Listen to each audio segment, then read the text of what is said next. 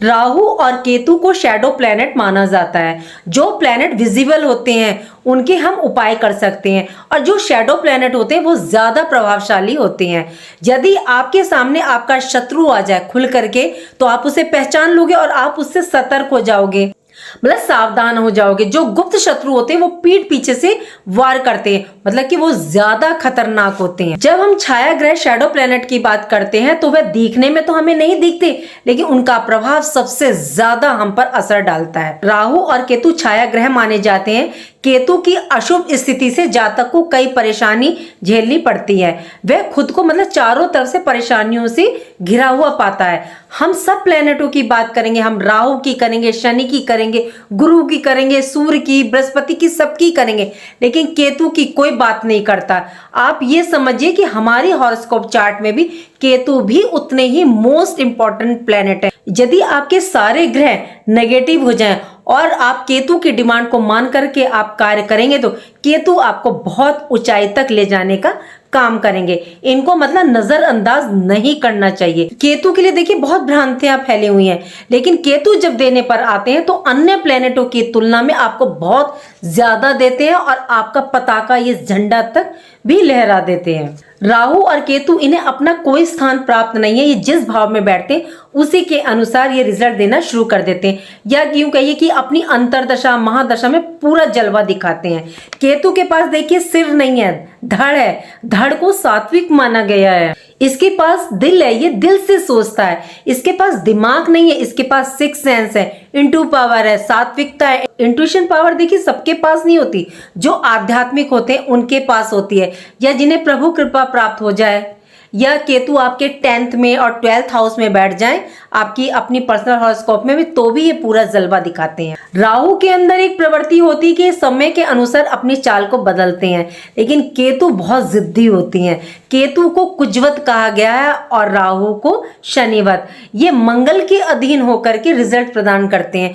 कोई भी ग्रह नक्षत्र के अधीन होकर के यदि रिजल्ट देता है तो उसका रिजल्ट जो देखिए बहुत ही सटीक प्राप्त होता है। राधे राधे, मैं हूँ एस्ट्रोलॉजर नीलू चौधरी। मेरे चैनल ग्रहों की माया में आपका स्वागत है। आज की वीडियो केतु महाराज के नक्षत्र परिवर्तन पर है। मोक्ष मुक्ति के कारक केतु देव नक्षत्र परिवर्तन कर चुके हैं। उत्तरा फाल्गुनी नक्षत्र से ये पूर्वा फाल्गुनी नक्षत्र में प्रवेश कर चुके हैं और ये 28 मार्च 2026 तक ये पूर्वा फाल्गुनी नक्षत्र में रहेंगे।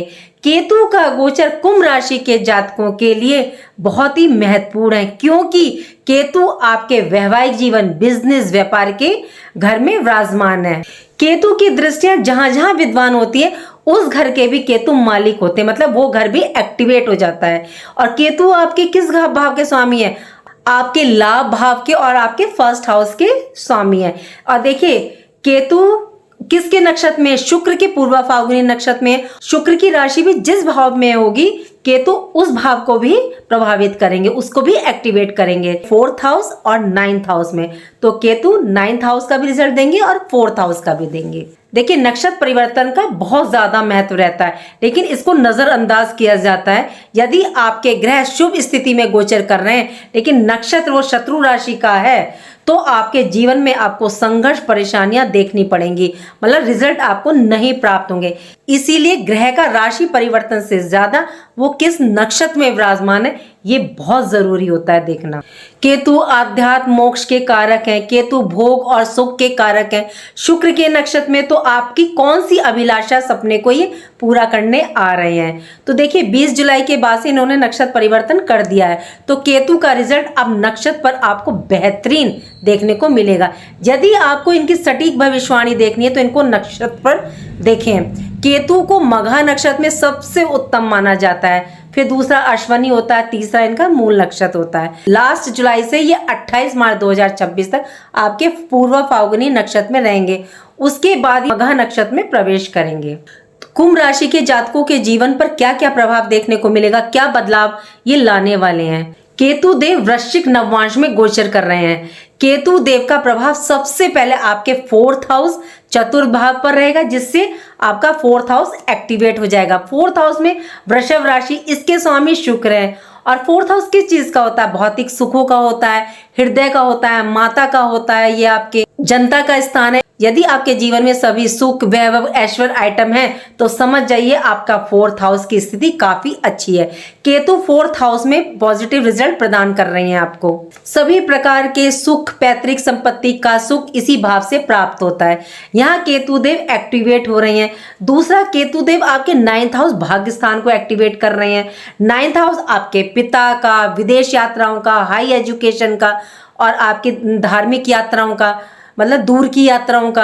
और कुंभ राशि के जातकों 28 मार्च 2026 तक आपका सुख भाव एक्टिवेट कर दिया है। कैसे? अभी तक आपके माइंड में बिल्कुल नहीं होगा कि मकान, वाहन, प्रॉपर्टी खरीदनी है या रिनोवेशन करवाना है। तो आने वाले जो 8 महीने हैं, मार्च 2026 तक आपको मतलब अचानक से आपका प्लान बनेगा। मतलब आप प्लान कर सकते हैं या काफी टाइम से सोच रहे हैं, नहीं कर पा रहे थे, तो अब अचानक से योग बनेंगे। केतु देव शुक्र के नक्षत्र पर आकर आपको ये सब प्रदान करेंगे। पैतृक संपत्ति, कोई विवाद या विवादास्पद परिस्थिति आपको देखने को मिल रही है तो आपके लिए इन सबको अब ये समाप्त करने का काम करेंगे। आपके लिए पॉजिटिव राह ये बनाएंगे कि आपके पक्ष में आ जाए। पेरेंटल प्रॉपर्टी को आप क्रय, विक्रय या रेनोवेट करने की सोच रहे हैं तो इसका अच्छा योग बनेगा। देखिए, यदि केतु राहु के पॉजिटिव रिजल्ट देखने को मिलते हैं तो इनके नेगेटिव इम्पैक्ट भी आपको प्राप्त होते हैं। क्यों? क्योंकि दोनों ही देखिए स्वभाव और आदत से अपनी मजबूर हैं। तो क्या नेगेटिव देखने को मिल सकता है? माता के स्वास्थ्य का विशेष ध्यान रखिएगा।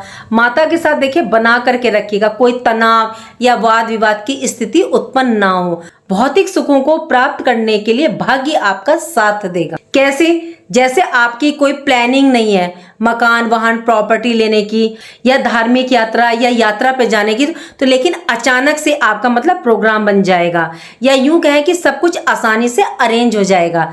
मींस आपके भाग्य का आपको साथ प्राप्त होगा। यदि आप विदेश जाना चाहते हैं कैरियर की दृष्टि से या एजुकेशन की दृष्टि से तो आपको लाभ की प्राप्ति होगी। धार्मिक यात्राओं के योग बनेंगे जिससे आपको लाभ की प्राप्ति होगी। पिता का सपोर्ट आपको मिलेगा। स्वास्थ्य में सुधार होता हुआ देखेंगे आप। नेगेटिव इम्पैक्ट भी देखिए जरूर देखने को मिलेंगे। आपकी रुचि धर्म, अध्यात्म की तरफ से क्या करेंगे, ये थोड़ा सा हटा सकते हैं कि आपका मन हट सकता है। माता के स्वास्थ्य पर, रिश्तों पर ये नेगेटिव इम्पैक्ट डाल सकते हैं, तो ध्यान रख करके चलिएगा। केतु देव सिंह राशि में 7th हाउस में सप्तम भाव में विराजमान है। वैवाहिक जीवन में, बिजनेस, व्यापार में तो केतु देव का बैठना 7th हाउस में देखिए अच्छा नहीं माना जाता। जीवन साथी के साथ मिसअंडरस्टैंडिंग ये क्रिएट कर सकते हैं या विवाद की स्थिति या दूरी की स्थिति उत्पन्न कर सकते हैं। यदि आप बिजनेस, व्यापार को मतलब पार्टनरशिप में करने की सोच रहे हैं तो देखिए बहुत सोच समझ करके कीजिएगा, नहीं तो धोखा मिल सकता है। केतु देव की दृष्टि आपके 1st हाउस पर यानी आप पर, आपके व्यक्तित्व पर, आपकी सोच पर, आपके डिसीजन पर, अंतःकरण पर, आपके आचार विचार पर, तो यहाँ आपको ध्यान रख करके चलना पड़ेगा। पहले केतु की दृष्टि जब 1st हाउस पर होगी तो देखिए अब इससे क्या मिल सकता है, तो 3-4 इम्पैक्ट आपको क्या देखने को मिलेंगे। पहला तो ये कि केतु की दृष्टि जब आपके 1st हाउस पर होगी तो ये आपके अंदर मतलब कॉन्फिडेंस लेवल की वृद्धि बहुत ज्यादा कर देंगे। आपके अंदर मतलब बहुत ज्यादा कॉन्फिडेंस लेवल बढ़ जाएगा, ओवर कॉन्फिडेंस की स्थिति उत्पन्न करेंगे। केतु आपको बस यहीं से अपने जाल में फंसाएंगे।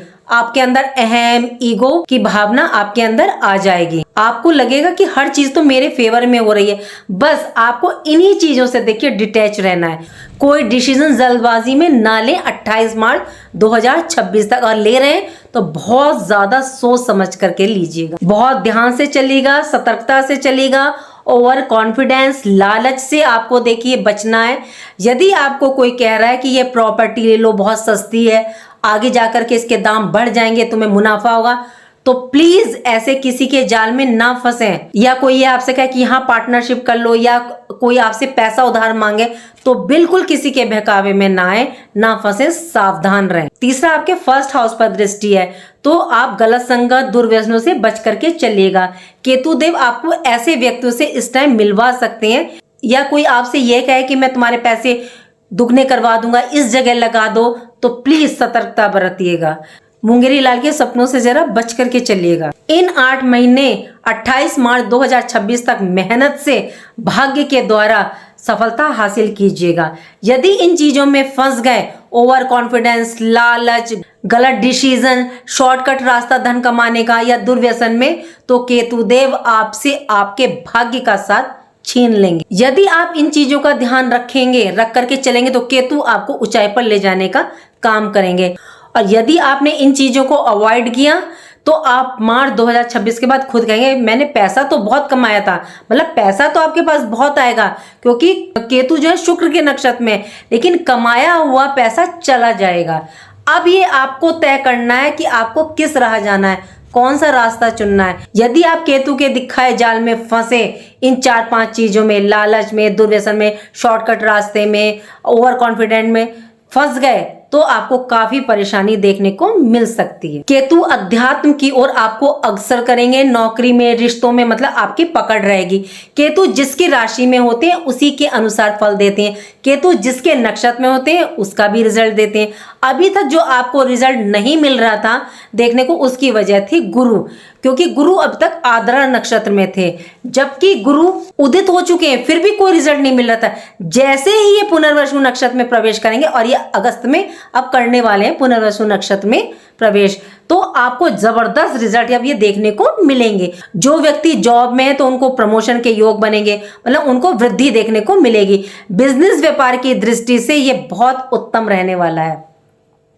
आपके अंदर मतलब एक लीडरशिप कैपेसिटी, नेतृत्व क्षमता बढ़ेगी। सोशल सर्कल, दायरा आपका इस दौरान देखिए बढ़ेगा। मान सम्मान में आपके वृद्धि होगी।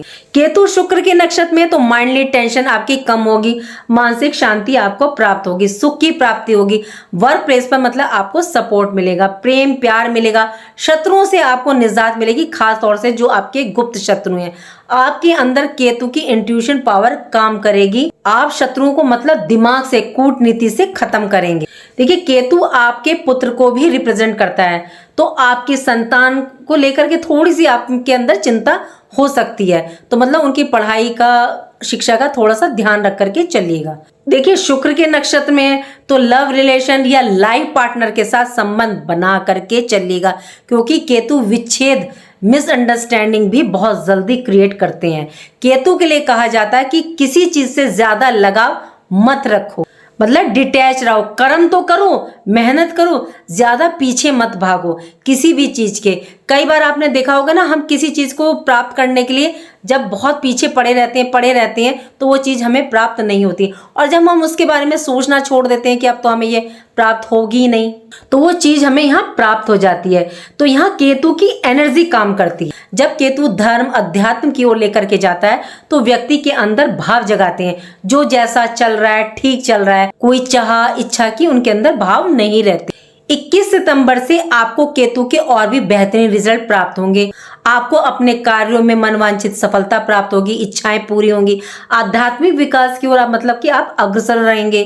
कर्मों के द्वारा किए गए फल आपको पूरे प्राप्त होंगे। जीवन में अचानक परिवर्तन, बदलाव आपको देखने को मिलेगा।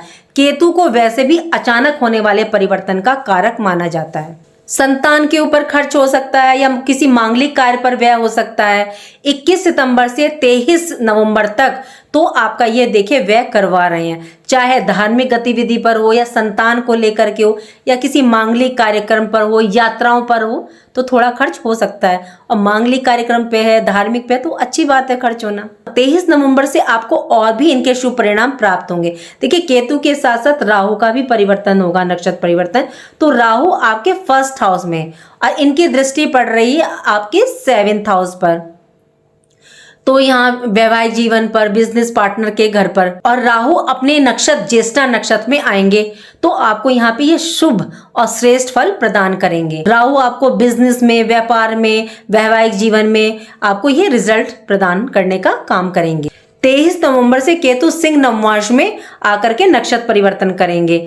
यहाँ आपको और भी अच्छे कैरियर रिलेटेड रिजल्ट, परिणाम प्राप्त होंगे। देखिए ये यूनिवर्स गोचर है, आपकी अपनी पर्सनल हॉरोस्कोप चार्ट में केतु की पोजीशन क्या है, क्योंकि केतु सिंह राशि में आकर के नक्षत्र परिवर्तन कर रहे हैं। तो सूर्य की पोजीशन आपकी पर्सनल चार्ट में क्या है ये देखना भी देखिए बहुत जरूरी है, तभी आप यूनिवर्स गोचर पर्सनल हॉरोस्कोप दोनों को देख करके आप निर्णय लेंगे और आपको 100% सटीक रिजल्ट प्राप्त होंगे। आपकी पर्सनल हॉरोस्कोप कुंडली में आपके ग्रह किस नक्षत्र में है, किस नवांश में है, ये देखना बहुत ज़रूरी है। दशा महादशा आप पर कौन सी प्रभावी है, देखिए तब जाकर के रिजल्ट 100% सटीक देखने को मिलता है।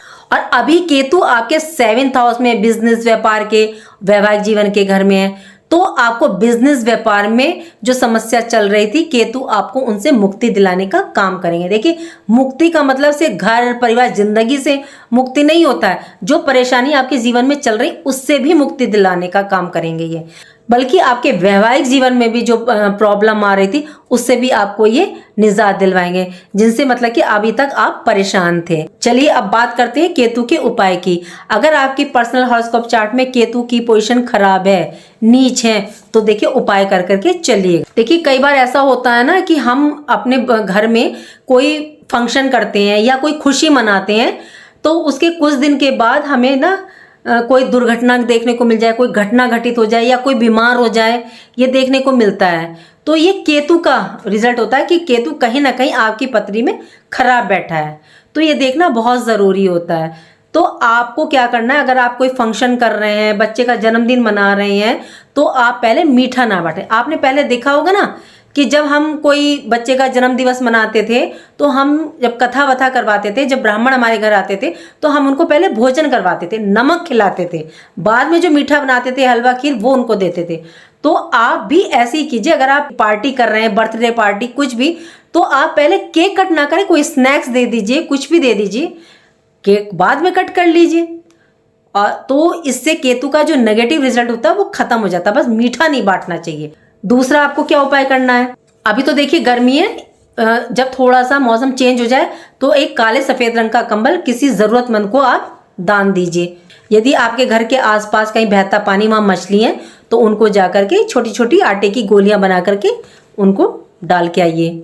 और एक मैं कहती हूँ कि केतु को आप हमेशा गुरु बृहस्पति के पास पहुंचा दें। गुरु बृहस्पति मंदिर, केतु आपकी ध्वजा, तो पीले रंग की या केसरिया रंग की ध्वजा आप मंदिर में दान कर दें, मंदिर के ऊपर लगवा दें, बहुत अच्छा रिजल्ट मिलता है। छोटे छोटे बच्चों को खट्टी मीठी टॉफियां बांटें, आप केला बांटें बृहस्पतिवार के दिन। देखिए केतु के और राहु के बहुत कम उपाय होते हैं, क्योंकि इनको पूजा करके ज़्यादा उठाया नहीं जाता है, इनको बलवान नहीं बनाया जाता। इनके उपाय दान करके ही हम इनसे थोड़ी सी राहत पा सकते हैं। वैसे तो इन लाल किताब में एक बहुत अच्छा उपाय है कि आप अपना राइट कान अगर छिदवा के उसमें छोटा सा गोल्ड की बाली डाल लें, तो ये भी बहुत अच्छा उपाय है। लेकिन क्या है कि आजकल जॉब वाले बच्चे नहीं डाल सकते, जॉब में प्रॉब्लम आती है, या कोई इंटरव्यू हो तो उसमें भी आती है। तो इसलिए कोई बड़ा करना चाहे, मतलब जो जॉब कर रहे हैं, तो वो ठीक है, स्टूडेंट्स नहीं कर सकते हैं।